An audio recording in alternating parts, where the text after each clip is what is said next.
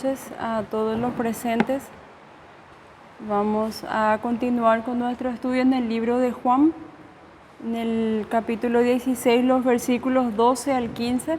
Entonces, si pueden abrir la Biblia, para que vamos a continuar entonces este estudio. En esta sección entonces de la Biblia, Jesús ya está instruyéndole a sus discípulos, ¿verdad? Preparándoles también a ellos porque Él iba a ser próximo a ser crucificado, ¿verdad? Entonces, para preparar el corazón de sus discípulos, porque ellos ya estaban abrumados, ya estaban asustados, ya estaban entonces con mucho temor y miedo de lo que iba a pasar, ¿verdad? 3 años de ministerio con Jesús, ellos escuchando todas sus palabras, viendo entonces todos los milagros y las obras que Él hizo. Entonces ellos estaban tristes, digámosle, por la partida, por lo que iba a suceder luego. Entonces Jesús estaba preparando su corazón y estaba enseñándoles a sus discípulos. En esta sección entonces habla sobre la obra del Espíritu Santo, que era una promesa de Jesús, entonces que Él iba a enviar a otro consolador, otra persona entonces que le iba a guiar a ellos a toda verdad, y le estaba dando instrucciones precisas de cuál iba a ser la función entonces de este otro consolador en la vida de ellos, y por qué era importante entonces de que el Espíritu Santo viniera, ¿verdad? Podemos buscar entonces Juan 16, 12 al 15 dice: aún tengo muchas cosas que deciros, pues ahora no la podéis sobrellevar. Pero cuando venga el Espíritu de verdad, Él os guiará a toda la verdad, porque no hablará por su propia cuenta, sino que hablará todo lo que oyere y os hará saber las cosas que habrán de venir. Él me glorificará porque tomará de lo mío y os lo hará saber. Todo lo que tiene el Padre es mío, por eso dije que tomará de lo mío y os lo hará saber. Amén. En esta sección entonces habla un poquito más acerca de qué es lo que el Espíritu Santo iba a hacer: guiarlos a ellos a toda verdad, iba entonces glorificar al Hijo y algunas otras cosas que vamos a estar profundizando más. Como introducción entonces al estudio, entonces podemos ver que la verdad, Él dice, ¿verdad?, que el Espíritu Santo primeramente iba a guiar a toda verdad, iba a revelar la verdad. Y nosotros tenemos entonces la verdad revelada, escrita, que es la Biblia, ¿verdad? El canon de la Biblia está cerrado, está completo, ¿verdad?, por 66 libros inspirados por el Espíritu Santo. Entonces, como introducción, podemos estudiar entonces un poquito, analizar lo que es la Escritura en sí, ¿verdad?, que son estudios que nosotros ya estuvimos haciendo en otras ocasiones, ¿verdad? Dice: aunque Salomón vivió en una época en que los libros se escribían y copiaban con gran esfuerzo, dijo: no hay fin de hacer muchos libros. Eclesiastés 12:2. En la era moderna de las impresoras de alta velocidad, el flujo de los libros publicados cada año se ha convertido en un torrente, pero entre todos los millones de libros escritos, la Biblia sigue siendo verdaderamente única. Solo ella es la palabra de Dios, inspirada por el Espíritu de Dios, revestida del poder y autoridad de Dios. Como tal, entonces la Biblia es infalible, inerrable, autoritativa, suficiente y efectiva. Encontramos entonces en Salmos 19, 7 al 11. Podemos buscar entonces qué nos dice este salmo acerca de la palabra de Dios.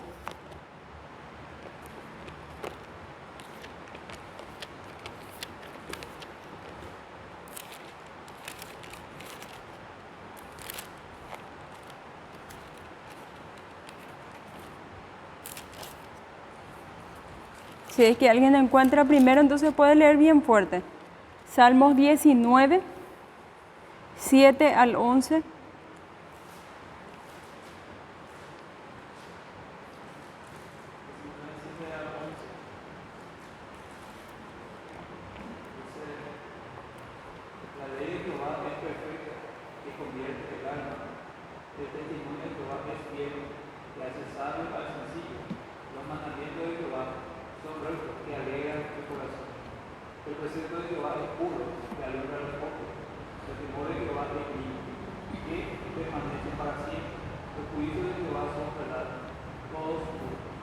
Deseables son más que el oro, más que mucho oro afinado, y dulce más que la miel, y que les diga del maná.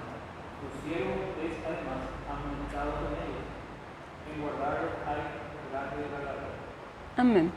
Entonces, en estos versículos expresa entonces qué es la palabra de Dios.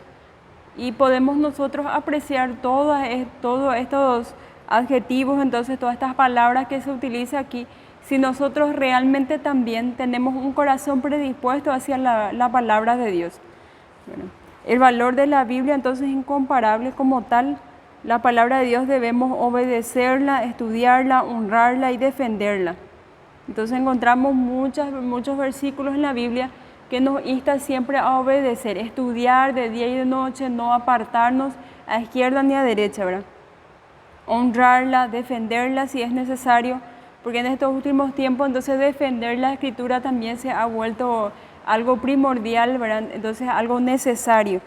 La Biblia afirma repetidas veces que es inspirada por Dios. El Antiguo Testamento dice ser la palabra de Dios más de 3000 veces. La frase "la palabra del Señor", que describe la revelación de Dios a través de sus voceros, aparece más de 250 veces. Y encontramos entonces en la mayoría de los libros proféticos, ¿verdad? En la mayoría de los libros como Daniel, Ezequiel, Amós, Jonás, Miqueas. Entonces, Ageo, encontramos esta frase que dice "la palabra del Señor", diciendo entonces que todo lo que está escrito ahí es lo que realmente Dios reveló a sus siervos, ¿verdad? A través del Espíritu Santo. El profeta Amós también dice entonces: en verdad nada hace el Señor omnipotente sin antes revelar sus designios a sus siervos los profetas. Los escritos del Nuevo Testamento también consideraban que el Antiguo Testamento estaba inspirado por Dios. Lo citaron más de 300 veces e indicaron claramente que eran las Escrituras. En Romanos entonces nosotros encontramos citas del Antiguo Testamento, entonces aclarando que el Antiguo Testamento es inspirado también por Dios, ¿verdad? Pablo dijo a los cristianos de Roma: porque las cosas que se escribieron antes, refiriéndose entonces al Antiguo Testamento, para nuestra enseñanza se escribieron, a fin de que por la paciencia y la consolación de las Escrituras tengamos esperanza. Eso encontramos en Romanos 15:4. Y Pedro dijo a los creyentes reunidos en el aposento alto: varones hermanos, era necesario que se cumpliese la Escritura en que el Espíritu Santo habló antes por la boca de David acerca de Judas, que fue guía de los que prendieron a Jesús. Esto encontramos en Hechos 1:16. Vemos acá entonces que Pedro utilizó una cita del Antiguo Testamento. Los apóstoles no solamente consideraban escrituras del Antiguo Testamento, también declaraban que el Espíritu Santo inspiró estos escritos. Así Pedro escribió entonces sobre la revelación del Antiguo Testamento. Dice: porque nunca la profecía fue traída por voluntad humana, sino que los santos hombres de Dios hablaron siendo inspirados por el Espíritu Santo. El Nuevo Testamento también da testimonio de su propia inspiración. En 1 Timoteo 5:18 Pablo escribió: pues la Escritura dice: no pondrás bozal al buey que trilla, y digno es el obrero de su salario. Entonces también diciendo, la primera cita es del Antiguo Testamento, pero la segunda, Pablo se refiere a una escritura tomada en Lucas 10:7. Entonces utiliza también otros escritos, entonces de otros libros, dando un aval. Entonces lo que fue escrito en estos libros era inspiración de Dios, ¿verdad? Pedro escribió sobre las epístolas de Pablo. Esto encontramos en 2 de Pedro 3:15 al 16. Podemos buscar entonces lo que Pedro decía entonces sobre los escritos de Pablo. 2 de Pedro 3:15 al 16 dice: y tened entendido que la paciencia de nuestro Señor es para salvación, como también nuestro amado hermano Pablo, según la sabiduría que le ha sido dada, os ha escrito. Casi en todas sus epístolas ha hablado de ellas, de estas cosas, entre las cuales hay algunas difíciles de entender, los cuales los indoctos e inconstantes tuercen, como también las otras escrituras para su propia perdición. En otra versión dice entonces: los indoctos e inconstantes tuercen, dice entonces. Hay en muchas partes, Pedro mismo entonces reconoce que hay muchas partes de la Escritura que es difícil de entender, que únicamente con la inspiración del Espíritu Santo que ilumina nuestro entendimiento, entonces nosotros podemos comprender. Y vemos acá que utiliza o hace referencia a lo que Pablo ya escribió, dando entonces un aval de que esos escritos eran inspirados por el Espíritu Santo.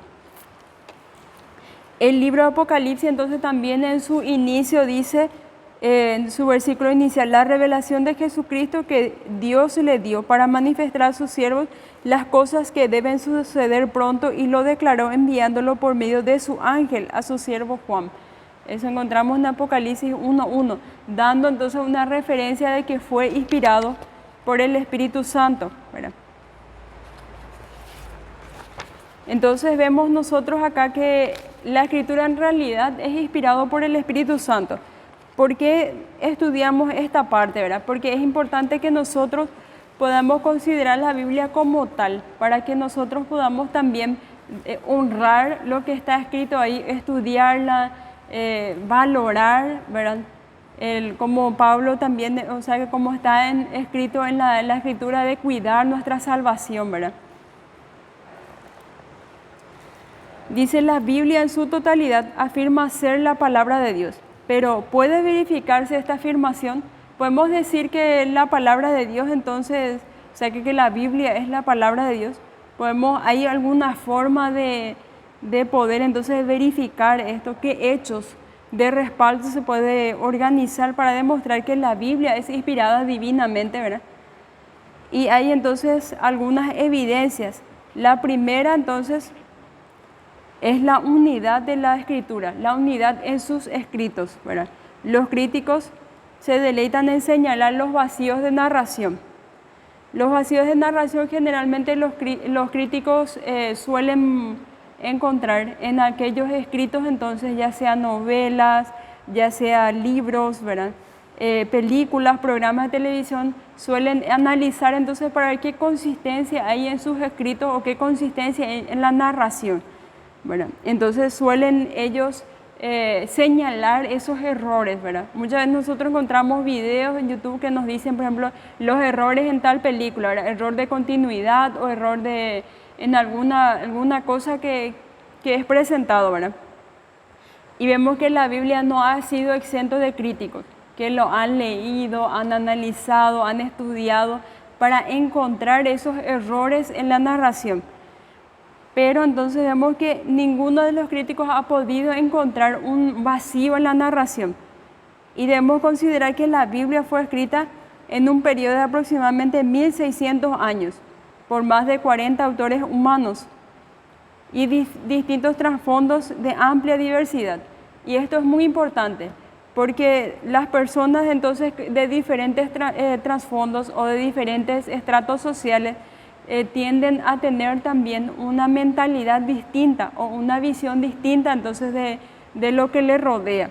Y entre los escritores, entonces, entre los que escribieron la Biblia inspirados por el Espíritu Santo, encontramos reyes, sacerdotes, médicos, pescadores, pastores, teólogos, estadistas, recaudadores de impuestos, soldados, escribas y campesinos.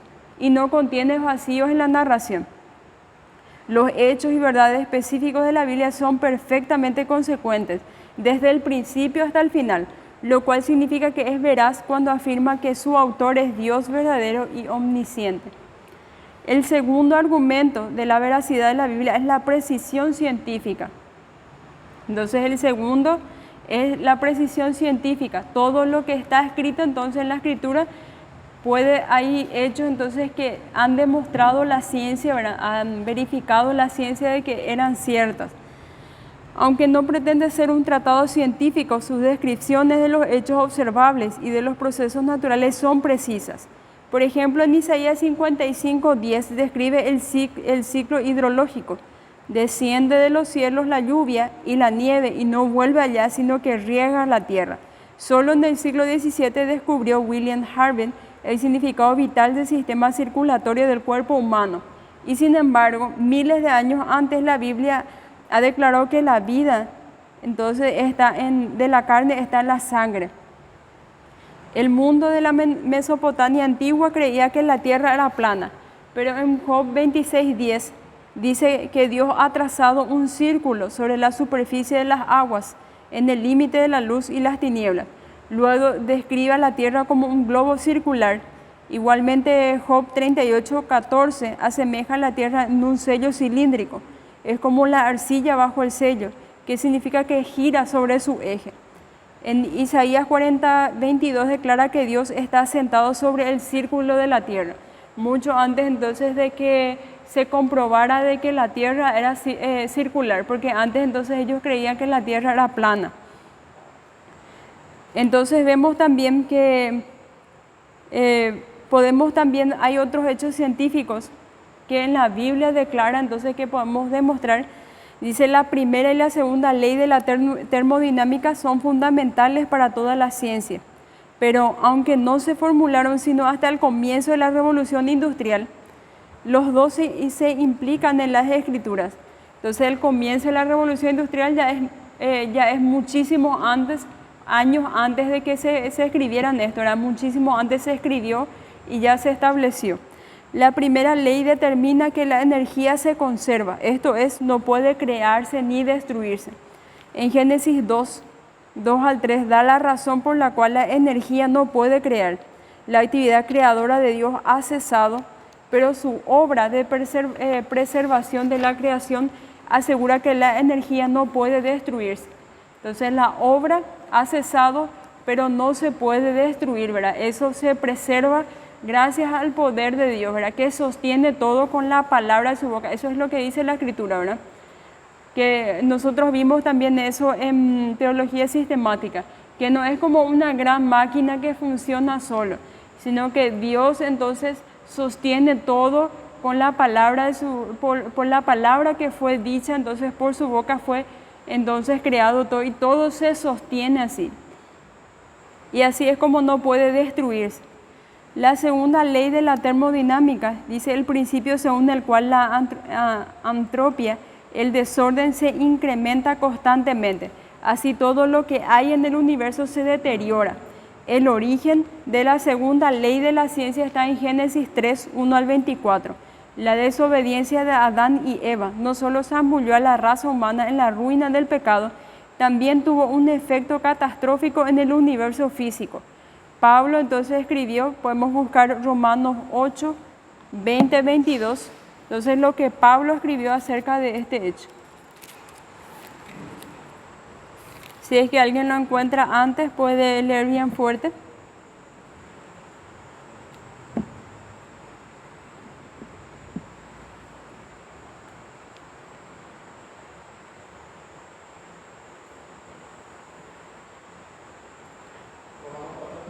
Romanos 8:20-22.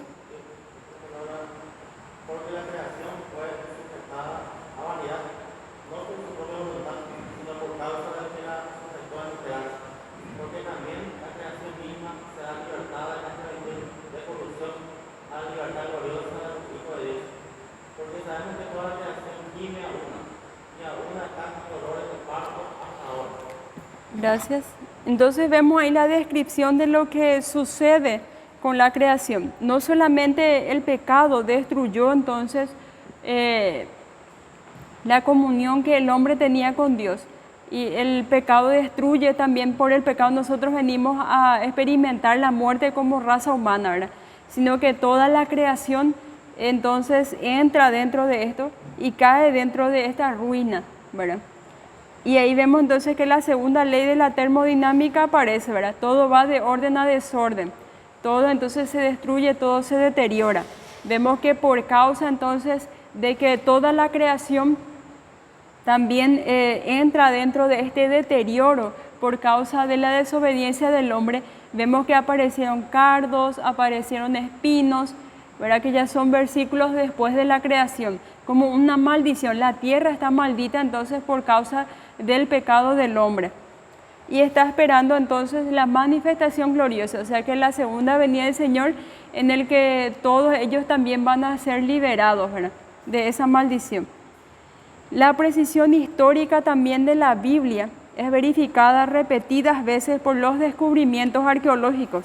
Y acá vemos entonces algunos descubrimientos arqueológicos, ¿verdad? Que en siglos o en tiempos en el que fueron, digámosle, fuertemente criticados, fuertemente dudados, ¿verdad? De su veracidad, aparecieron, ¿verdad? Los hititas, que es mencionado cerca de 15 veces en el Antiguo Testamento, la gente creía que nunca ellos existieron, ¿verdad? Que era una historia inventada. Pero sin embargo encontraron entonces descubrimientos arqueológicos que revelan entonces una abundante información acerca de este pueblo, su historia, su cultura, religión e idioma. Entonces vemos que realmente era un pueblo grande, ¿verdad? Algunos incrédulos, por ejemplo, afirman que el libro de Daniel fue escrito después de que sucedieron todas las cosas escritas en él. O sea que la mayoría de las cosas entonces que fueron descritas en Daniel fueron cumplidos, ahí se escribió el libro de Daniel. Pero sin embargo, los rollos del Mar Muerto encontrados, entonces los escritos originales de Daniel, ellos pueden entonces ver que esos libros fueron escritos realmente en la fecha en el que fueron escritos, mucho antes de que sucedieran todas las cosas, se cumplieran lo que estaban allí escritos, ¿verdad? No pudiendo encontrar ellos una forma de refutar. Dice, la evidencia lingüística entonces de estos descubrimientos del rollo del Mar Muerto hace que la explicación racionalista para Daniel no se pueda sostener. Es decir, que su escritura es posterior, ¿verdad? Es difícil ver cómo pueden defender ningún erudito esta posición y mantener la respetabilidad intelectual.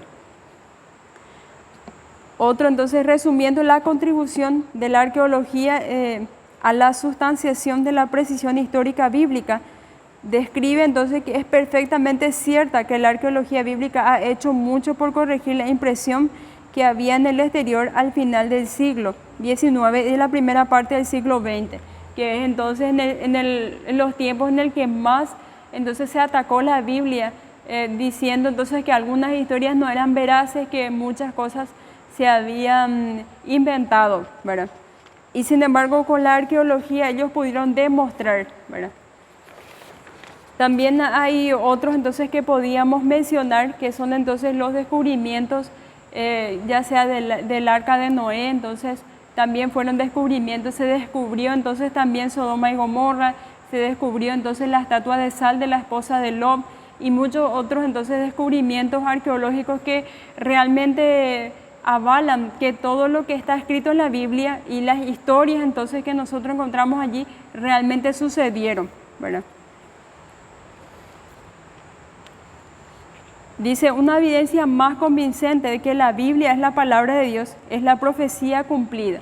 Ningún ser humano puede predecir los sucesos futuros. Sin embargo, la Biblia predijo eventos futuros con precisión detallada, imposibles de atribuirle a una simple capacidad humana, la anticipación o la coincidencia. La improbabilidad de que tales predicciones se cumplieran por azar es astronómica. Entonces, esto se refiere más bien a las profecías bíblicas que se cumplieron entonces en la venida de Jesús.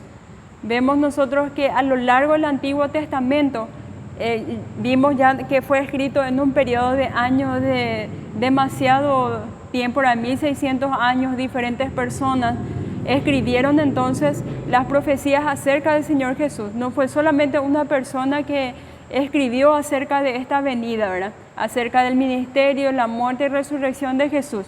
Y sin embargo, entonces se cumple exactamente en la vida de Jesús. Mucho antes entonces de que Jesús viniera, se predijo cómo iban a ser, dónde iban a ser, cómo iba a ser su vida, su ministerio, toda la oposición que iba a tener el pueblo de Dios, cómo iba a entrar a Jerusalén, cómo iba a morir, cómo iba a ser su muerte en la cruz, cómo iba a ser su resurrección. Más de 300 entonces profecías cumplidas exactamente en Jesús.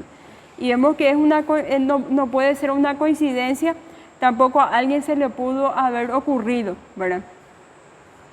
Y esa es una de las evidencias más grandes entonces de que la Biblia en realidad es la palabra de Dios. Cristo también durante su ministerio confirmó la veracidad de muchas de las historias o sucesos que sucedieron en el Antiguo Testamento, citándolos. Por ejemplo, en muchas partes nosotros encontramos en los evangelios que habla entonces de que la recepción de la ley por parte de Moisés, la provisión divina del maná para Israel, la serpiente de bronce, en la cual los israelitas se curaron de la mordedura de las serpientes, la misión de Jonás a Nínive, nombra también entonces el ministerio de Elías con la viuda de Sarepta, la profecía de los 70 semanas de Daniel. Jesús también creía que Génesis 1:11 era un registro de sucesos históricos, a diferencia de muchos que en la actualidad quienes consideran mito o alegoría esos capítulos. Enseñó que Adán y Eva fueron creados en el comienzo de la historia, no hace miles y millones de años como algunos alegan. El Señor también afirmó la historicidad y universalidad del diluvio, la destrucción de Sodoma y Gomorra y muchas otras cosas, entonces avalando que las historias y los sucesos del Antiguo Testamento eran reales, ¿verdad? Si consideramos todo esto, entonces vemos entonces que la Escritura no tenían errores, y así lo dijo, o no lo sabía, o lo dijo sin ser cierto, o sabía que tenía errores o mintió. Entonces nosotros podemos sacar nuestras conclusiones, ¿verdad? En el primer caso, Él es Dios, sabía entonces lo que decía.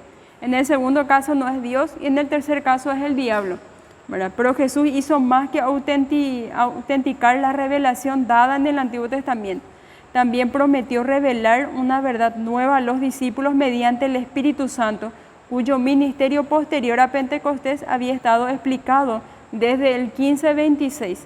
Este pasaje, con su promesa de más revelación por parte del Espíritu, es la piedra angular de la sección. Revela la necesidad, alcance y objetivo de la revelación del Espíritu Santo. Es lo que nosotros entonces vamos a estudiar en estos 4 versículos.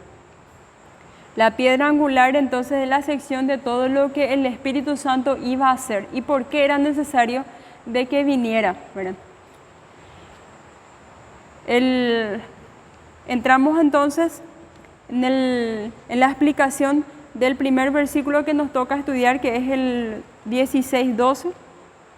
Aún tengo muchas cosas que deciros, pero ahora no la podéis sobrellevar. Entonces a primera vista parece sorprendente pensar 3 años de ministerio, ellos quizás ya escucharon muchas palabras de parte de Jesús, ya vieron muchos milagros, muchas enseñanzas, pero entonces Jesús le dice, aún hay muchas cosas que debo de decirlo, pero ahora ustedes no lo pueden sobrellevar. Y si era así, entonces, ¿por qué no tomar esta oportunidad para decirle lo que necesitaban saber, ¿verdad? La razón el Señor para explicar era que no podía sobrellevar estas verdades por el momento, parcialmente porque estaban abrumados por la tristeza, pues Él los dejaba. En muchas partes entonces Jesús les alienta a que ellos no teman, que ellos no se preocupen, que ellos se amen unos a otros, que puedan entonces encontrar respaldo, que puedan encontrar entonces apoyo, compañerismo en otras personas, en otros cristianos, ¿verdad? Pero la razón más importante para la incapacidad de que ellos pudiesen entender lo que Jesús les iba a explicar es que era importante entonces de que ocurrieran primero la cruz, la resurrección y la ascensión. Entonces para que ellos pudiesen entender, tenía que ocurrir estos eventos para que ellos pudiesen entonces entender, tenían que pasar y vivir esos momentos. Como la mayoría de los judíos, para los discípulos el Mesías era el libertador político y militar, como nosotros ya habíamos dicho también. Esperaban entonces que expulsaba a los odiados romanos, que agarrara entonces digamos, la soberanía nacional de Israel, que llevara el reino mesiánico con el cumplimiento de todas las promesas del Antiguo Testamento, ¿verdad? Que iba a conquistar a todos sus enemigos, que iba entonces libertar al pueblo cautivo por el poder romano. Entonces, ellos estaban esperando eso, no cabía dentro de su mente. Entonces, entender un Mesías moribundo que no vino a derrotar a los romanos, sino a conquistar el pecado y la muerte. Ellos no cabía eso en su mente aún, ¿verdad? No entendían de por qué era necesario esto. Pero tenía que ocurrir entonces para que pudiesen ellos entender, pasar esos momentos. Dice, por ejemplo, después de la transfiguración, ¿verdad? Esto encontramos en Marcos 9, 9 al 10. Descendiendo ellos del monte, les mandó que a nadie dijesen lo que habían visto, sino cuando el Hijo del Hombre hubiese resucitado de los muertos. Y guardaron la palabra entre sí, discutiendo qué sería aquello de resucitar de los muertos. Ellos aún no podían entender a qué se estaba refiriendo con Jesús de su muerte y resurrección, ¿verdad? Después, en ese mismo capítulo, enseñaba a sus discípulos y les decía: el Hijo del Hombre será entregado en mano de hombres y les matarán, pero después de muerto resucitará al tercer día. Pero ellos no entendían esta palabra y tenían miedo de preguntarle. Camino a Jerusalén por última vez. Esto encontramos en Lucas 18, 31 al 34. Dice: tomando Jesús a los 12, le dijo: he aquí subimos a Jerusalén, y se cumplirán todas las cosas escritas por los profetas acerca del Hijo del Hombre. Vemos que estas promesas o estas profecías eran más de 300 que iban a ser cumplidas exactamente entonces en el Señor Jesús. Pues será entregado a los gentiles, será escarnecido, afrentado y escupido. Después que les haya azotado, les matarán. Todo lo que él iba a pasar antes entonces de morir en esa cruz. Pero luego él iba a resucitar. Pero ellos nada comprendieron de estas cosas, y esta palabra les era encubierta y no entendían lo que les decía. Jesús predijo su resurrección en Juan 2, 15 al 21, pero solo cuando resucitó de entre los muertos, sus discípulos se acordaron que habían dicho y creyeron a la Escritura y la palabra que Jesús había dicho. Después de que ocurrieron esos eventos, ellos se acordaron de todas las veces que Jesús le dijo que él iba a morir y resucitar. Entonces después ellos empezaron a comprender de por qué era importante que las cosas sucedieran de esa forma y no como ellos estaban esperando. Tampoco dio Jesús a sus discípulos más revelación, porque sin el Espíritu morando en ellos, carecía del poder para captar y vivir las implicaciones de tal revelación. Pero después de la venida del Espíritu Santo en el día de Pentecostés, los discípulos estaban listos para recibir la revelación adicional necesaria.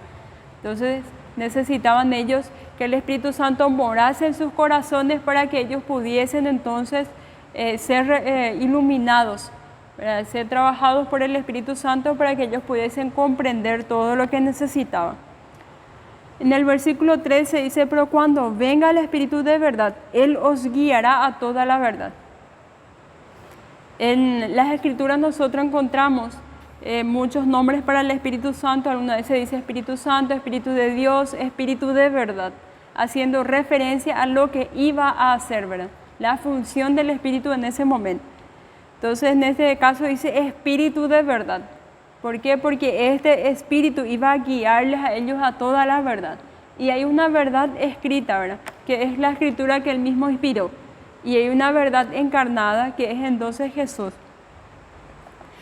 El agente de la revelación adicional de Cristo a los discípulos sería el Espíritu de verdad.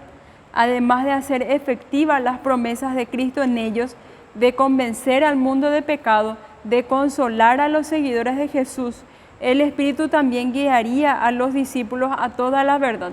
Jesús ya le estaba detallando exactamente qué es lo que haría el Espíritu Santo, ¿verdad? Convencer al mundo de pecado, consolar a los seguidores de Jesús, hacer efectiva entonces las promesas que Jesús les había dado a ellos, para que su corazón pueda estar entonces aferrado a esas promesas y no a la aflicción o a la tristeza que ellos estaban experimentando.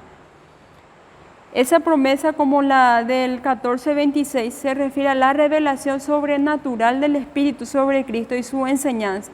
Sirve como autenticación previa de los escritos del Nuevo Testamento. El Espíritu Santo, que inspiró el Antiguo Testamento, también inspiraría el Nuevo. En 1 Corintios 2, 9 al 10, Pablo escribió de la inspiración del Espíritu Santo en los escritos del Nuevo Testamento. Podemos buscar entonces 1 Corintios 2, 9 al 10. Si alguien lo encuentra, entonces puede leer bien fuerte.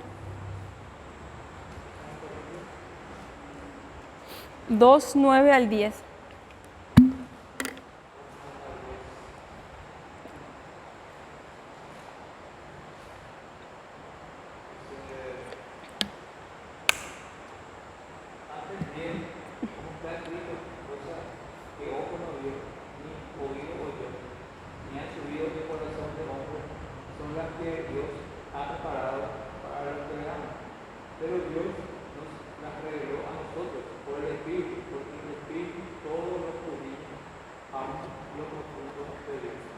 Amén. Entonces esto es lo que Pablo escribió acerca de la inspiración del Espíritu Santo, entonces, en los escritos del Nuevo Testamento. Vemos entonces que el Espíritu iba a guiar entonces a toda la verdad. Entonces, ¿cuál iba a ser la función del Espíritu Santo? Guiar a los creyentes hacia Cristo, ser más como Cristo, exaltar entonces a Cristo, así como Jesús con su vida y ministerio exaltó a su Padre Dios. Entonces el Espíritu Santo iba a exaltar entonces a través entonces de la obra que estaba haciendo en cada creyente, exaltar a Cristo, ¿verdad? Guiar a toda la verdad. Solo el Espíritu Santo puesto que es Dios, conoce todo lo que Dios conoce. Por eso está calificado para revelar la verdad divina al hombre. La Biblia es infalible porque el Espíritu de verdad le es imposible inspirar error. Argumentar de otra forma es una afrenta a la naturaleza santa de Dios que la inspiró. La inspiración incluye todas las escrituras y se extiende incluso en las palabras usadas por los escritos. Así como lo ilustra entonces R.C. Sproul, dice, es absurdo afirmar que se cree en la inspiración de la Biblia, pero negar su infalibilidad. Entonces es absurdo afirmar que nosotros creemos que la Biblia es inspirada por Dios y luego afirmar que puede cometer errores, que hay escritos que fueron añadidos después, de que hay errores de continuidad, o decir que porque algún versículo es difícil de entender decimos que está mal, o nosotros mismos entonces cometemos el error de analizarla a nuestra forma, a nuestra manera, ¿verdad? Y hacemos entonces, también caemos en el error de contradecir las escrituras mismas, ¿verdad? Si nosotros decimos que la escritura es inspirada por Dios, entonces es infalible. Vemos cómo Apocalipsis describe toda la historia, desde el final de la era apostólica hasta el estado eterno. Añadirle sería añadir a la escritura. La última parte entonces del Apocalipsis dice entonces que cualquiera que añada entonces estas cosas, o cualquiera añada cosas que no corresponden a la escritura, Dios traerá sobre él las plagas que están escritas en este libro. Y si alguno quitare de las palabras del libro de esta profecía, Dios quitaría su parte del libro de la vida y de la santa ciudad y de las cosas que están escritas en este libro. Vean entonces la importancia de poder analizar y comprender en forma correcta la escritura, porque cualquier error entonces en el análisis o cualquier error en el entendimiento, nosotros caemos en añadirle cosas a la escritura que no están allí escritas, ¿verdad? Y vemos entonces que añadir a la escritura, las porciones predictivas se proyectan desde la vida de Juan hasta el estado eterno.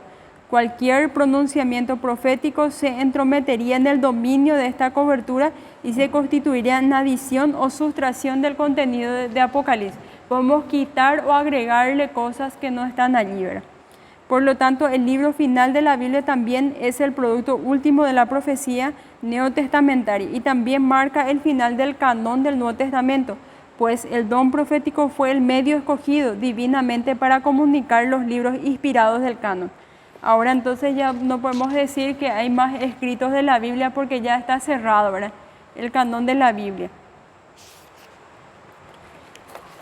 Los últimos versículos, entonces a partir del 13 al 15, dice, porque no hablará por su propia cuenta, sino que hablará todo lo que oyere y os hará saber las cosas que habrán de venir.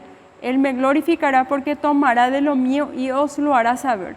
Todo lo que tiene el Padre es mío, pero eso dije que tomaría de lo mío y os lo hará saber. Una pregunta entonces, ¿hay diferencia entre las enseñanzas que el Espíritu Santo, la función que el Espíritu Santo tiene que hacer en el creyente y lo que Jesús enseñó en los evangelios a través de lo que nosotros encontramos en la Biblia? ¿Tiene que haber alguna diferencia entre estas cosas? ¿Verdad? Si nosotros leemos en esta parte, dice, no hablará por su propia cuenta, sino que hablará todo lo que oyere. Él me glorificará porque tomará de lo mío y os lo hará saber. Entonces, no puede contradecirse. Todo lo que el Espíritu Santo revela, todo lo que el Espíritu Santo enseña, necesariamente tiene que ser una continuación entonces de lo que Jesús ya enseñó en los evangelios. No puede ser contradecido. No se puede entonces disociar ambas cosas.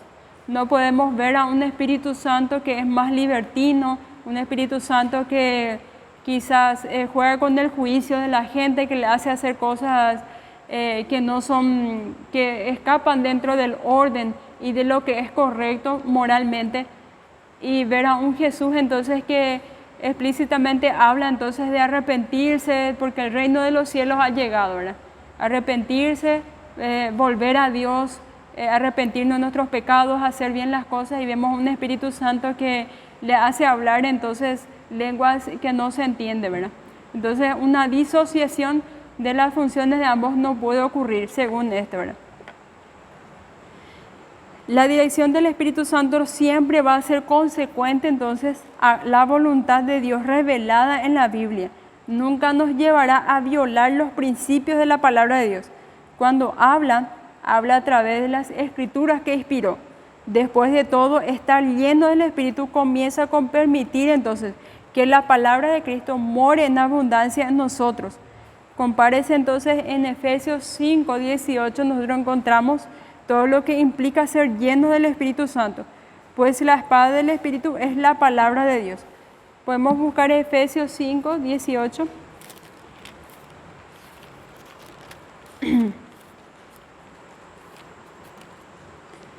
Efesios 5, 18 dice: no os embriaguéis con vino, en el cual hay disolución, antes bien sean llenos del Espíritu Santo.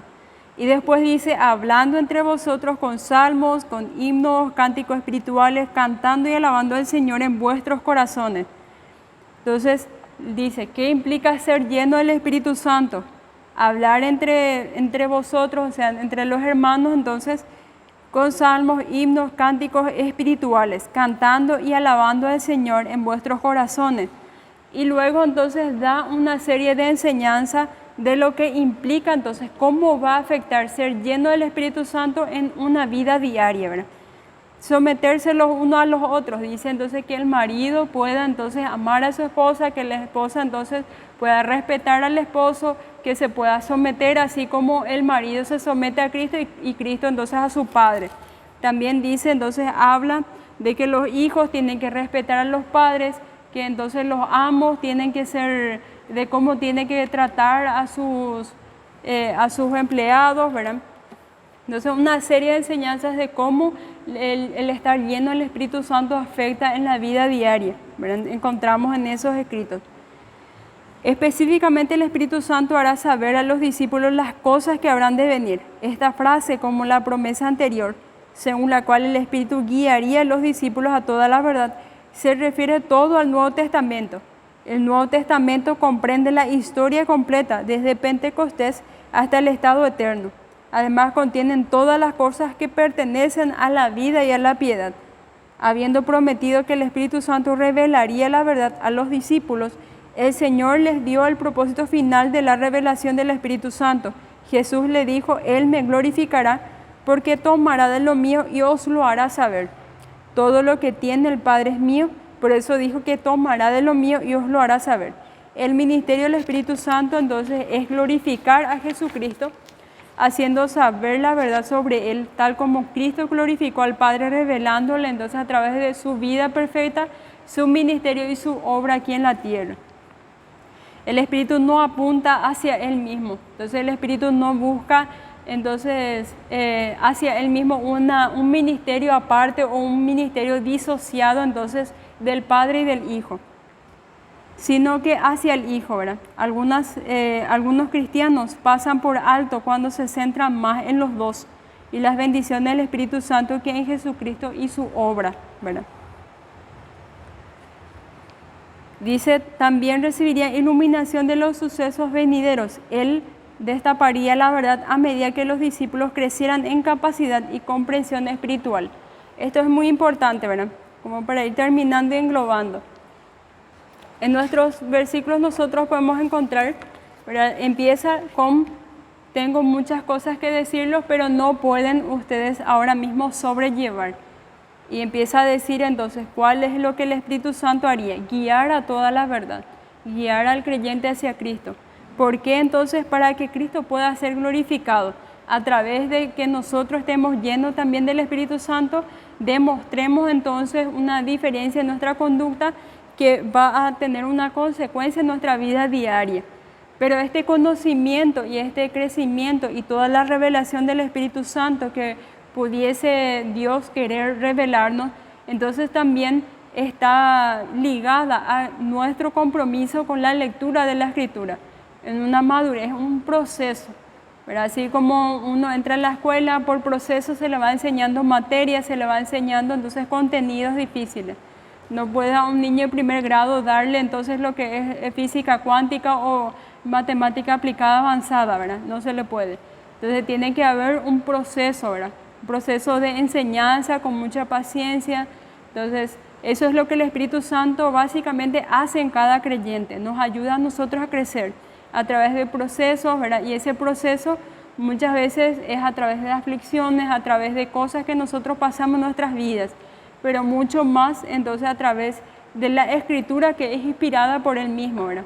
Que es nuestro manual de instrucciones de cómo tenemos que comportarnos y cómo tenemos que vivir entonces en esta tierra. Y eso es lo que nos enseña entonces en esta parte de las Escrituras en Juan, la obra que el Espíritu Santo iba a hacer. Hacer entonces que nosotros podamos llevar una vida que glorifique a Dios, que nos guíe entonces hacia Dios. No puede haber una disociación de la obra del Espíritu y de la obra de Jesús y de la obra del Padre. Tiene que ser uno solo, ¿verdad? No puede contradecirse. Y eso entonces es lo que trata el estudio de hoy. Que Dios los bendiga y que puedan tener una excelente semana.